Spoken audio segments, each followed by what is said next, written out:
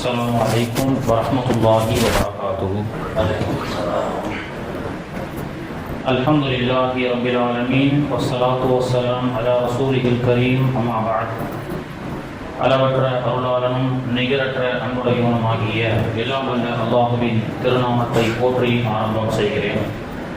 கண்ணியத்திற்குரிய அல்லாஹுவின் நல்லடியார்களே, அல்லாஹுடைய மாபெரும் கிருபையால் இன்று அல் குர்ஆன் ஷரீஃபிலே 5 பாகங்கள் முடிவடைந்து 25 ஜுஸுகள் நாம் முடித்திருக்கின்றோம். முக்கியமான சூரத்துகளை எல்லாம் ஓதினோம். அல்லாஹுடைய கிருபையில் 2வது 10 இன்றோடு விடைபெற்று நாளை பகல் நம்மை விட்டு விடைபெற்று 3வது 10 நமக்கு வர இருக்கிறது. அதுதான் ஜாக்பாட் என்று சொல்லக்கூடிய மிகப்பெரிய ஆஃபரை அல்லாஹு தஆலா கொடுக்கின்றான். ஒரு இரவு, அந்த இரவிலே நின்று வணங்கினால் 1000 மாதங்களை விட சிறந்த நன்மைன்னு ஒன்று இருக்கு.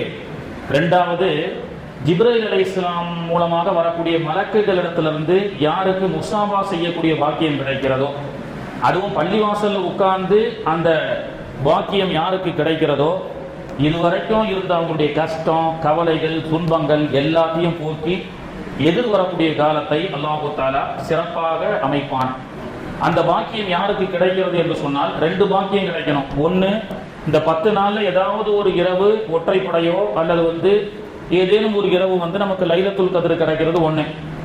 அந்த லைலத்துல் கத்ர்ல இரவுல மலக்குகள் இறங்கி வராங்க. அந்த மலக்குகளுடைய முஸாபா கிடைக்கிறது ஒன்று. அந்த முஸாபா எங்கத்தான் கிடைக்கணும்? சிறப்பு. பஜார்ல இருந்துகிட்டு கிடைச்சா நல்லா இருக்குமா? பஜார்ல இருந்தா செய்யவே மாட்டாங்க. பள்ளிவாசல்ல இருந்தா மட்டும்தான் அந்த முஸாபா கிடைக்கும்.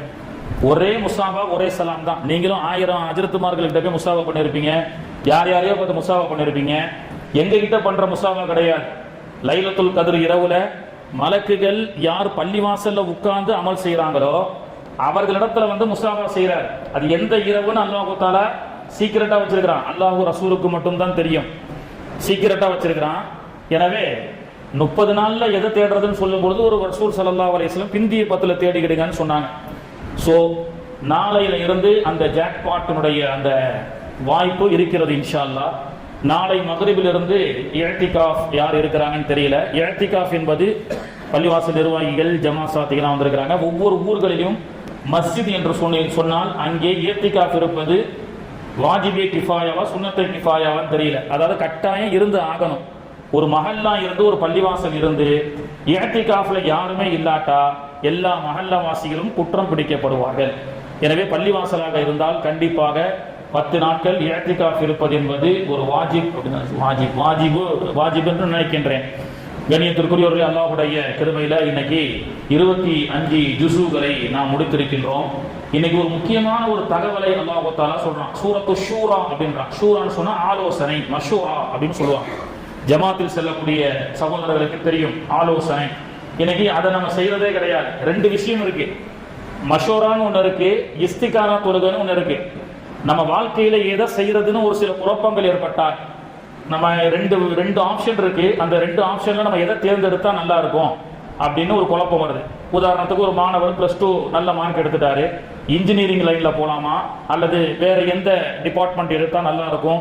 அவருக்கு ஒரே குழப்பமா இருக்கு. தன்னுடைய எதிர்காலத்தை எப்படி தீர்மானிக்கிறதுன்னு சொல்லி ஒன்னு அத்தா அம்மாவோட அது சம்பந்தப்பட்ட ஞானம் உடையவர்களோட சேர்ந்து என்ன செய்யணும்?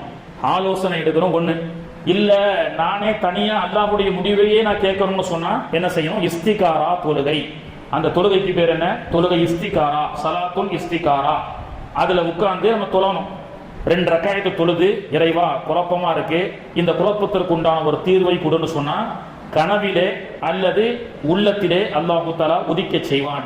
அது அல்லாஹ்வுடைய முடிவாக இருக்கிறது. வல்லதி நஸ்தஜாபு லிரப்பிஹிம் வ அகாமுஸ் ஸலாத்த வ அம்ருஹும் ஷூரா பைனஹும்.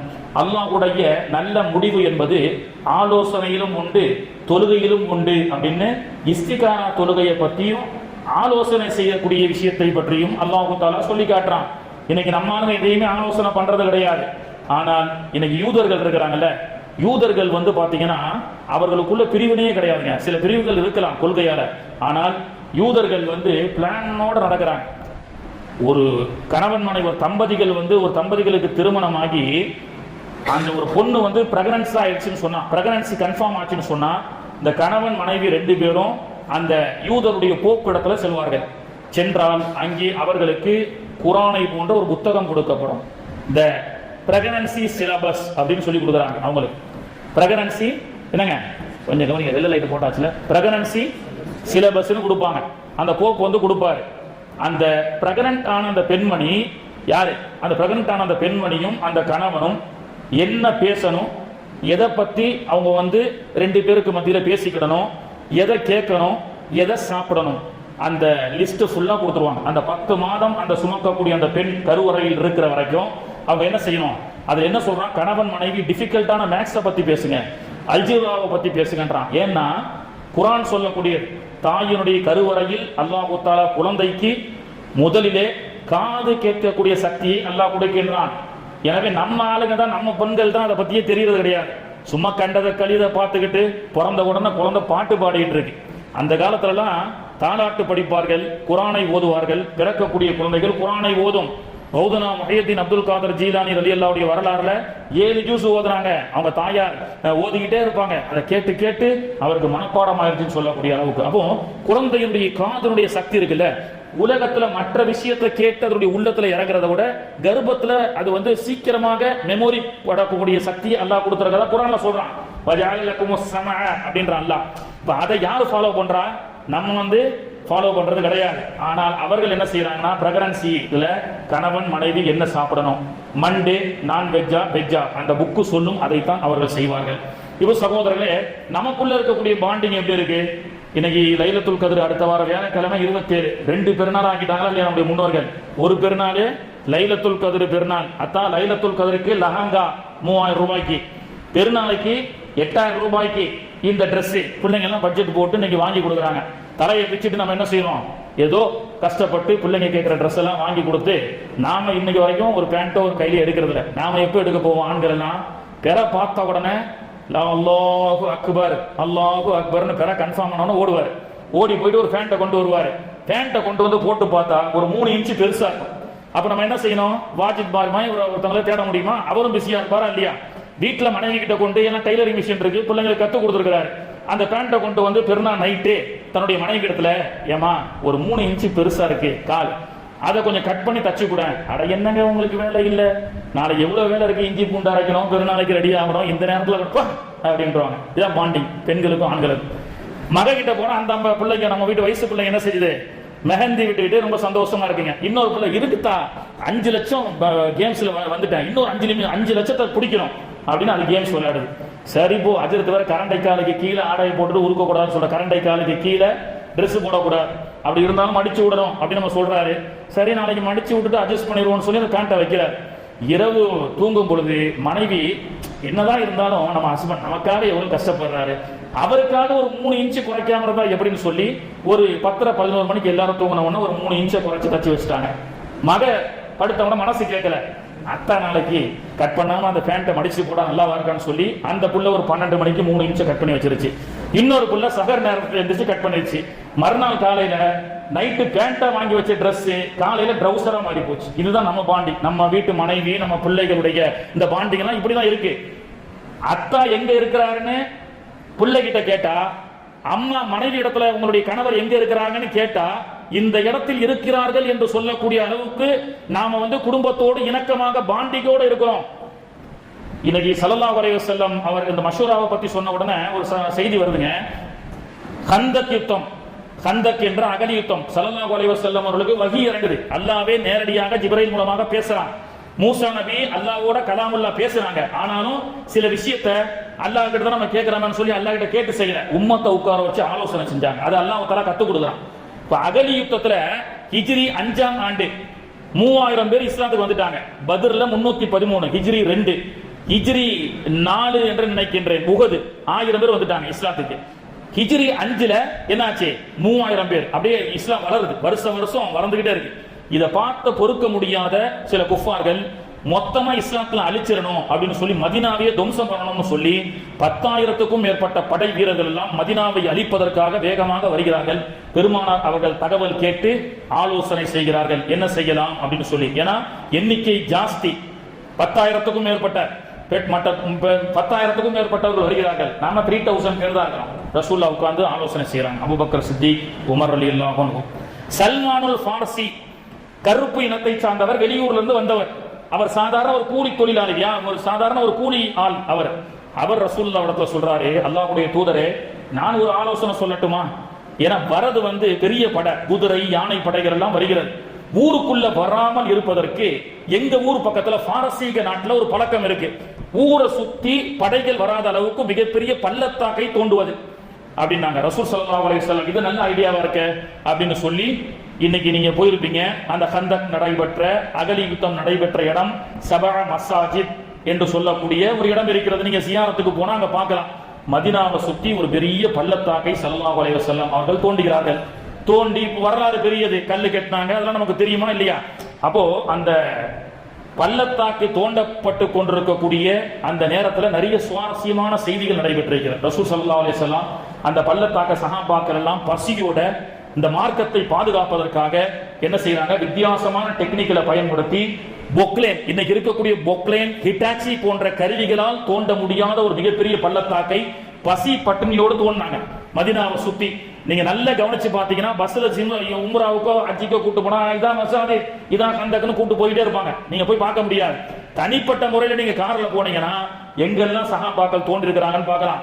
அது மட்டுமல்லாமல் அது நடைபெற்ற இடத்துல அபூபக்கர் சித்திக் ரலியல்லாஹு அன்ஹு அவர்கள் சஜ்தா செஞ்சு துஆ செஞ்ச இடம், உமர் ரலியல்லாஹு அன்ஹு துஆ செஞ்ச இடம், ரசூலுல்லாஹ் துஆ செஞ்ச இடம், இப்படியாக நடக்கிறது. இந்த பள்ளத்தாக்கு தோண்டிட்டு இருக்கும்போது நபிகள் நாயகத்தை காணல.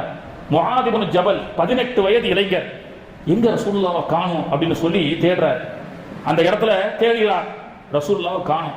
நேர வீட்டுக்கு ஓடுறார். முஆத் இப்னு ஜபல் 18 வயது இளைஞர். அவர் அப்பொழுது ஆயிஷா அம்மா இடத்துல சென்று, ஐன ரசூலுல்லாஹ், ரசூலுல்லாஹ் வீட்டுக்கு வந்தாங்களா? அங்கே இல்லையே அப்படின்னு கேட்கிறாங்க. ஒரு மனைவி ஆயிஷா அம்மாவுக்கு இல்மை தாண்டி தஸவுஃப் அல்லாஹ் கொடுத்தான். எப்படிதான் சொன்னாங்கன்னு தெரியலங்க. ஆயிஷா அம்மா கேட்ட உடனே சொல்லியிருக்கிறாங்க, ரசூலுல்லாஹ் தானே இந்த ஜபலே சுல்குல இருப்பாங்க, போய் பாருங்கன்னாங்க. எப்படி தெரியும்? ரசூலுல்லாஹ் தனிமையில உட்கார்ந்து துஆ செய்திருக்கிறார்கள். கந்தக்கு பக்கத்துல பெருமானார் அவர்கள் சஜிதா செய்த இடம், அங்கே வானவர் கோமான் ஜிப்ராயில் அலைஹிஸ்ஸலாம் வந்த இடம். இதுல என்ன ஆச்சரியம்னு சொன்னா, மஸ்ஜிதுன் நபவிக்கு பக்கத்துல இருக்கக்கூடிய ஆயிஷா அம்மாவுக்கு இந்த ஜபலே சுல்குல ரசூலுல்லாஹ் உட்கார்ந்து இருக்கிறது எப்படி தெரியும்? அன்று அல்லாஹ் தஆலா தஸவுஃபுடைய பார்வையை அல்லாஹ் கொடுத்திருக்கிறான். ரசூலுல்லாஹ்னு சொல்லிட்டு போல, இந்த காலத்துல இருக்கிற மாதிரி போன் பண்ணி எங்க இருக்கீங்கன்னு கேட்கல. ஆனால் அல்லாஹ் தஆலா அந்த சராசரத்தையும் தாண்டி சேட்டலைட் பவரை அல்லாஹ் தஆலா ஆயிஷா அம்மாவுக்கு கொடுத்தா. அந்த ஜபல்ல ரசூலுல்லாஹ் உட்கார்ந்து இருக்கிறாங்க அப்படின்னு சொல்லி முஆத் இப்னு ஜபல் ஓடி செல்கின்றார். பெருமானார் அவர்கள் சந்தோஷத்தோடு எந்திருக்கிறார்கள். அந்த இடத்துல சஜிதா செய்த இடம் பழமை மாறாமல் அப்படியே இருக்கிறது. வாய்ப்பு இருந்தால் நாமும் அங்கே சென்று சஜிதா செய்வோம். ஜிப்ராயில் இறங்கிய முபாரக்கான மலை ஜபலே சுல்க் என்று சொல்லக்கூடிய மலை.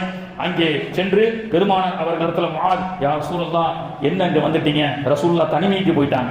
அல்லாஹ்விடத்துல சஜிதாவிலே அழுது, இந்த உம்மத்திற்காக இறைவா, இந்த உம்மத்திற்காக இந்த மக்கள் எவ்வளவோ பாடுபடுகிறார்களே, இவர்களை நீ கியாமத் நாளில் இவருடைய நிலையை என்ன செய்ய போகின்றாய் என்று சொல்லும் பொழுது அல்லாஹ் வாக்குறுதி அளித்தான், நாயகமே நீங்கள் கவலைப்படாதீர்கள், உங்களுடைய உம்மத்துடைய விஷயத்துல கியாமத் நாளில் நான் ரொம்ப மென்மையாக நடந்து கொள்கின்றேன் அப்படின்னு அல்லாஹ்வுடைய வாக்கு சொல்லப்பட்ட இடம் ஜபலே சுல்க் என்று சொல்லக்கூடிய அந்த இடத்தில் சஜிதா செய்யப்பட்ட இடம். சகோதரர்களே, அப்போ கண்ணியத்திற்குரியவர்களே, இது போன்று இந்த எதிரிகள் எல்லாம் வராங்க. வந்து இரவு நேரம், கடும் பனி நேரம், ஷவ்வாலுடைய மாதம், ரமலான் முடிந்து ஷவ்வாலுடைய மாதத்திலே நடைபெறக்கூடிய ஹிஜ்ரி 5ஆம் ஆண்டு நடைபெறக்கூடிய போர். எதிரிகள் அசந்து போயிட்டான். என்னடா ஒரு வித்தியாசமான யுக்தியை முகமது கையாண்டிருக்கிறாரு, உள்ள வராத அளவுக்கு பெரிய பள்ளத்தாக்க தோன்றிருக்கிறாருன்னு சொல்லி எல்லோரும் வெளியிலே முகாமிட்டு கொண்டு பயந்து கொண்டு உள்ளே வராமல் இருந்து கொண்டிருக்கின்றார்கள். பெருமானார் ஸல்லல்லாஹு அலைஹி வஸல்லம் இரவு கடும் குளிர், மைனஸ் டிகிரியில போகுதுன்னு சொல்றாங்கல்ல, கடும் குளிர். சஹாபாக்கள் இடத்துல போர்வை கூட கிடையாது. தானே எங்கெங்க என்னென்ன கிடைக்குதோ இலைதலைகளை போட்டு போற்றிக் கொண்டிருந்தார்கள். அப்பொழுது நடு நிசி ஒரு 2-2:30 மணிக்கு அலி ரலியல்லாஹு அன்ஹு அவர்களை பெருமானார் அவர்கள் அலியே அப்படின்றாங்க. அலி ரலியல்லாஹு குளிர் தாங்க முடியாம எப்படி படுத்து கிடந்தாங்க தெரியுமா? ஒரு பள்ளத்தை தோண்டி அதுக்குள்ள படுத்து மேலை மணலை கொண்டு மூடிக்கொண்டார்கள். இந்த மார்க்கத்திற்காக எவ்வளவு கஷ்டப்பட்டிருப்பாங்க. ஒரு 10 நாள் ஏத்திகாஃப் இருக்கிறதுக்கு நம்ம யோசிக்கிறோம், ஒரு 2 நாள் ஏத்திகாஃப் இருக்கிறதுக்கு யோசிக்கிறோம். மணலுக்கு மேல கபுல் குழியை அமைத்த மாதிரி அமைத்துக் கொண்டு அலி ரலியல்லாஹு அன்ஹு படுத்துக் கொண்டிருக்கின்றார்கள். போர்வை இல்லை அவரிடத்துல, வசதி இல்லை. பெருமானார் அவர்கள் அலியே எழுந்திரிங்கன்னாங்க. யா ரசூலுல்லாஹ், குளிர் கடுமையாக இருக்கு யா ரசூலுல்லாஹ். ரசூலுல்லாஹ் சொன்னாங்க, எதிரிகள் என்ன செய்யறாங்கன்னு சொல்லி கொஞ்சம் போய் பார்த்துட்டு வாங்க அப்படின்னாங்க. அல்லாஹ்வுடைய தூதரே, எப்பொழுதுமே கண் அசைவுக்கு கூட சஹாபாக்கள் கட்டுப்படுவார்கள். ஆனால் குளிர் அதையும் தாண்டி அடித்த காரணத்தினால் அலி அவர்கள் சொன்னார்கள், அல்லாஹ்வுடைய தூதரே, ரொம்ப குளிர் அதிகமா இருக்கு யா ரசூலுல்லாஹ், நடுங்குறாங்க. பெருமானார் அவர்கள் அலி ரலியல்லாஹுடைய முதுகிலே தட்டி, அலியே, குளிர்லாம் உங்களுக்கு ஒன்றும் செய்யாது போங்க அப்படின்னாங்க. பெருமானாருடைய முபாரக்கான கரம் அலி ரலியல்லாஹுடைய முதுகிலே தட்டியது. அலி ரலியல்லாஹு அன்ஹு அவர்கள் வெளியிலே சென்று பார்த்துவிட்டு வந்தார்கள். அலி ரலியல்லாஹு சொல்றாங்க, என்று பெருமானார் அவர்கள் அந்த கடும் குளிரிலே என்னுடைய முதுகை தட்டி உனக்கு ஒன்றும் செய்யாதுன்னு சொன்னாங்களோ, எனக்கு மௌத்தாகிற வரைக்கும் பனி அடிச்சாலும் சரி, வெயில் அடிச்சாலும் சரி, எதுவும் என்னை தாக்காது அப்படின்னு சொன்னாங்க. பிற்காலத்துல கூஃபா, ஈராக்கிலே அலி ரலியல்லாஹு வாழ்ந்தார்கள் அல்லவா? ஈராக்குடைய குளிர் எப்படி இருக்கும்? ஈராக்குடைய குளிர் கடுமையாக இருக்கும். -24, -30. அந்த குளிரிலும் கூட நான் போர்த்தி படுத்ததில்லை, பெருமானாருடைய கரம் என் மீது பட்ட காரணத்தினால் அப்படின்னு சொல்றாங்க. மறுநாள் காலையிலே 100 வயது இளைஞன், 100 வயது இளைஞனை கேள்விப்பட்டிருக்கீங்களா? வாயில 60 வயசு ஆயிடுச்சு, அங்க பாருங்க 25 சொல்லிட்டு இருப்பாரு. 100 வயது இளைஞன் மாதிரி 60 வயது இளைஞர்கள். 100 வயது இளைஞன் ஒரு தருந்தான். குஃபார்களிலேயே அந்த போருக்கு அவன் தான் தளபதி. அவன் வந்து எந்த போருக்கு யாரிடத்தில் சண்டை சென்றாலும் வெற்றி தான். அப்படிப்பட்ட மெயினான பார்ட்டி வந்திருக்கு. 100 வயசு. ஹைட் என்ன தெரியுமா? ஒட்டகத்துக்கு மேல ஏறி உட்கார கீழே கால் பேலன்ஸ் பண்ணி நிற்பான். நம்ம எக்ஸல்லே கால் எட்ட மாட்டாங்க, ஸ்பிளெண்டருக்கே கால் எட்ட மாட்டாங்க. அவன் என்னங்க, அந்த ஒட்டகத்துக்கு மேல ஏறி உட்கார்ந்தானா 2 காலும் கீழே தரையில வைப்பான். அப்ப எவ்வளவு ஹைட் இருப்பான் பாருங்க. 100 வயது. அவருக்கு பேரே 100 வயது மாப்பிள்ளைன்னு அரபில சொல்லுவாங்க. ஹதீஸ்ல அப்படிதான் வருது. பெரிய காஃபிர். அவன் மறுநாள் காலையில வந்து, என்ன முகம்மதே, பயந்து கொண்டு பள்ளத்தாக்கை தோண்டிக் கொண்டு பெண்களை போன்று அங்கே ஒளிந்து கொண்டிருக்கின்றீர்களா? நீங்கள் எல்லாம் கோழைகளா? உங்களுக்கு வீரம் இல்லையா? சொல்றது யாரு? அவன் வந்து வெறுப்பேத்துறான் சண்டைக்கு. அலி ரலியல்லாஹு அன்ஹு கோபப்படுறாங்க. உமர் ரலியல்லாஹு யா ரசூலுல்லாஹ் அப்படின்றாங்க. ரசூலுல்லாஹ் பொறுமையா இருந்தாங்க. அப்படியே சொல்லிட்டு இருக்கும்போது, முகம்மதே, நீயும் உம்மை சார்ந்த ஆண்களும் ஆண் உடையை கலட்டிவிட்டு பெண் உடையை அணிந்து கொள்ளுங்கள், புடவை கட்டிக்கொண்டாங்க, அந்த மாதிரி சொல்றாங்க. அப்போதான் ரசூலுல்லாஹ் அலி அனுப்புறாங்க, அலியே போய் அவரை போய் பாருங்கன்னு சொல்லி. அலி ரலியல்லாஹு அன்ஹு அவர்கள் எல்லோரிடத்திலும் விடை பெற்றார்கள். ஏன்னா அவன் கிட்ட மோதுனா திருப்பி வர்றது கஷ்டம். அலி ரலியல்லாஹு எல்லாருக்கும் சொல்லிட்டாங்க, டாடா பாய் பாய், நான் சொர்க்கத்துல பாத்துக்கலாம், ஷஹீத் தான். எவ்வளவு அழகு மார்க்கத்துக்கு பாருங்க, உயிரை விடுறதுக்குங்க போறாங்க, டாடா சொல்லிட்டு போறாங்க. அப்படின்னு சொல்லிட்டு அலி ரலியல்லாஹு அன்ஹு அவர்கள் போய் நின்று அவனோடு, உன்னோட சண்டை போடுவேன். அலி ரலியல்லாஹு அன்ஹு நமக்கு தெரியும், சஹாபாக்களே ரொம்ப குள்ளமான சஹாபி, ரொம்ப கட்டதான். அவனுடைய ஹைட் என்ன? அலி ரலியல்லாஹு அன்ஹு அவர்கள் சண்டைக்கு போறதுக்கு முன்னாடி ஒரு கண்டிஷன் போட்டாங்க, டேய் உன்னோட சண்டை போடுவேன், ஆனா எந்த நிலைமை வந்தாலும் உன் சார்பாக எவனும் வரக்கூடாது, என் சார்பாக எவனும் வரமாட்டாங்க, ஒண்டிக்கு ஒண்டி மோதலாம். எவ்வளவு ஒரு தைரியத்தை கத்து கொடுக்குறாங்க, ஒண்டிக்கு ஒண்டிடா அப்படின்றாங்க. அவரும் ஒத்துக்கொண்டான். சண்டை நடக்கிறது. அலி ரலியல்லாஹுடைய சாதுரிய தன்மையால் சண்டை போட்டுட்டே இருக்கும் போது ஒரு வார்த்தை சொன்னாங்க, போர்ல பொய் சொல்வது ஆகமாக்கப்பட்டிருக்கு தானே. அலி ரலியல்லாஹு சொன்னாங்க, டேய் யாரும் வரமாட்டாங்கன்னு சொல்ற, அது வராங்கன்னு அவன் திரும்பி பார்த்தான், உடனே கழுத்தை போட்டுட்டாங்க. ஷஹீத். அல்லாஹு தஆலா அந்த வெற்றியை அல்லாஹு தஆலா அந்த இடத்துல கொடுத்தான் அப்படின்னு சொல்லி ஒரு சம்பவத்தை நம்ம பார்க்க முடிகிறது. கண்ணியத்திற்குரியவர்களே, ஆக நாம உடம்புல இருக்கக்கூடிய பலகீனத்தை நாம் நினைத்து கொண்டிருந்தால் நோன்பும் வைக்க முடியாது, இஅ்திகாஃபும் உட்கார முடியாது. பலகீனத்தை தாண்டி நாம் நோன்பு வைப்பதன் மூலமாக, பலகீனத்தினுடைய பிஸியையும் தாண்டி அல்லாஹ்வுக்காக நேரம் கொடுப்பதின் காரணமாக அல்லாஹு தஆலா நமக்கு எல்லா விதமான செல்வாக்கையும் கொடுப்பான். போன வாரம் ஜும்மா நான் சொன்னேன்ல, எனக்கு உடம்பு சரியில்லைத்தா, எனக்கு சுகர் இருக்கு, எனக்கு பிபி இருக்கு, நான் நோன்பு வைக்க முடியாதுன்னு ஒருத்தர் நினைச்சா மௌத்தார வரைக்கும் அவர் அப்படியே இருக்க வேண்டியதான், நோன்பு வைக்காம பாவியாவே இருக்க வேண்டியதான். எனக்கு என்ன வந்தாலும் பரவாயில்ல, நான் நோன்பு வைப்பேன்னு அவர் வச்சாருன்னு வச்சுக்கிடுங்க. நோன்பு அவருக்காக, இறைவா இந்த நோயிலும் என்னை கடைபிடிக்கக்கூடிய இந்த அடியானை நீ மன்னித்து இவனுக்கு அந்த நோயை விட்டும் பாதுகாப்பு கொடு அப்படின்னு நோன்பு சொன்னு பாருங்க. அடுத்த வருஷம் உடம்புல எந்த நோயுமே இருக்காது. இப்ப நமக்கும் நோன்புக்கும் அல்லாஹ்வுக்கும் என்ன வித்தியாசம்? உடம்பு நல்லாயிட்டா நான் நோன்பு வைக்கிறேன்னு நாம சொல்றோம். ஆனா நோன்பு என்ன பேசுது? டேய் இந்த நிலையில வையே, உடம்ப நல்லா ஆக்குறேன் அப்படின்னு நோன்பு சொல்லுது. நேரம் இருந்தா பார்க்கலாம், பள்ளிவாசல்ல இஅ்திகாஃப் இருக்கிறேன்னு நாம சொல்றோம். ஆனா பள்ளிவாசல் என்ன சொல்லுது? உன்னுடைய எல்லா பிரச்சனைகளையும் தீர்க்கிற, முதல்ல வந்து இஅ்திகாஃப் இருன்னு சொல்லுது. நாம சொல்றோம் பிரச்சனை முடிஞ்சா இஅ்திகாஃப் இருக்கலாம், நோன்பு வைக்கலாம். ஆனால் இஸ்லாம் என்ன சொல்கிறது? உன்னுடைய பிரச்சனையை தீர்க்கிற, நீ பள்ளிவாசலுக்கு வா, பெருமானார் அவர்கள் அலியின் மீது தட்டியதின் காரணமாக அந்த குளிரை கூட அல்லாஹ் தஆலா சொர்க்கமாக ஆக்கினான் என்று சொன்னால், இந்த பள்ளிவாசலிலே வந்து இஅ்திகாஃப் இருங்கள், பள்ளிவாசல் மூலமாக அல்லாஹ் தஆலா உங்களுடைய எல்லா பிரச்சனைகளையும் தீர்த்து வைப்பான். அதெல்லாம் எங்கேயாவது முடியல, டைம் இல்லை அப்படின்னு சொன்னா டைம் இல்லாமே போயிடும். மூத்து கபுல அன் தமூத், ஒரு ரிஹர்சல் பார்க்கிறோம், வேற ஒண்ணு இல்ல. மூத்துக்கு முன்னாடி ஒரு ரிஹர்சல். மூத்து கபுல அன் தமூத், இப்படி வேற சொல்லிட்டீங்க பயந்துருவாங்க ஜரத்து அப்படின்றாங்க.